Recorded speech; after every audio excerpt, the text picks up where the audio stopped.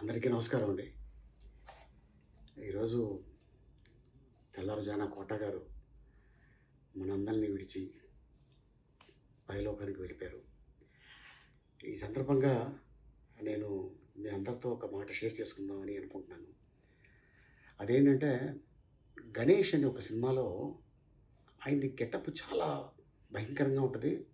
And తర్వాత ఒక చోట అందంగా కూడా ఉంటుంది. ఆ అందంగా ఉండే టైంలో నేను ఆయనతో పాటు యాక్ట్ చేసి ఉన్నా. నేనే మేకప్ మ్యాన్ సినిమాలో క్యారెక్టర్. సో, మేకప్ లేని టైంలో ఆయన ఎలా ఉంటాడు అనేది ఆ సినిమాలో కూడా మీరు చాలామంది చూసే ఉంటారు.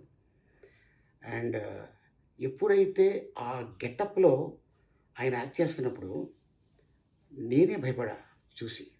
అబ్బా! ఇంత గొప్ప నటుడా కోట శ్రీనివాసరావు. ఏం చేస్తున్నాడు, అద్భుతం. అంటే క్యారెక్టర్ మీద ఉన్న ప్రేమ, గెటప్ మీద ఉన్న అభిమానం.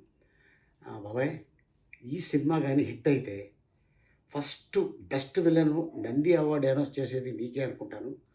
అంత అద్భుతంగా ఉంది గెటప్ అనగానే సినిమా హిట్ అయింది. నంది అవార్డు అనౌన్స్‌మెంట్ అయింది. నాకు కాల్ చేశారు. "ఏరా ఎక్కడున్నావు" అన్నాడు. "ఏంటి బాబాయ్ ఏంటన్నా?" "ఒకసారి ఇంటికి వస్తావా" అన్నా. "ఏంటి బాబాయ్ చెప్పు." "నువ్వు రారా" అన్నా. వెళ్ళా. బొకే, ఒక స్వీట్ ప్యాకెట్ నాకిచ్చి, "అరే నువ్వు ఏ ముహూర్తాన్ని చెప్పావో అట్టాగే నాకు మధ్యాహ్నం తెలిసింది. నాకు బెస్ట్ విలన్ అవార్డు ఇచ్చారురా. థ్యాంక్ యూ సో మచ్" అని కౌగిలించుకున్నాడు ఆయన.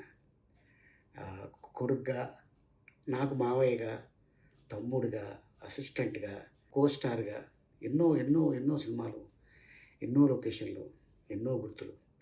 ఇంకో విషయం ఏంటంటే, 'సర్కార్' అని హిందీ సినిమాలో అమితాబ్ బచ్చన్ గారు కాంబినేషన్‌లో ఉన్నప్పుడు రామ్ గోపాల్ వర్మ గారిని పిలిచి, "రాము యాక్టర్ ఎవరు" అని అడిగాడట ఆయన.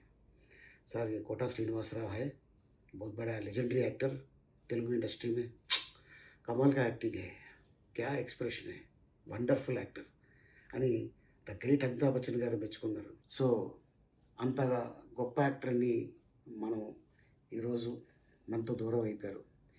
ఏదేమైనా వారి కుటుంబానికి నా ప్రగాఢ సానుభూతి తెలుపుతున్నాను. కోట బాబాయ్, నువ్వు ఎక్కడికి వెళ్ళలేదు. మళ్ళీ నీ మనవళ్ళో, మనవరాళ్ళో వాళ్ళ కడుపులో గ్యారంటీగా మళ్ళీ తిరిగి వస్తావు.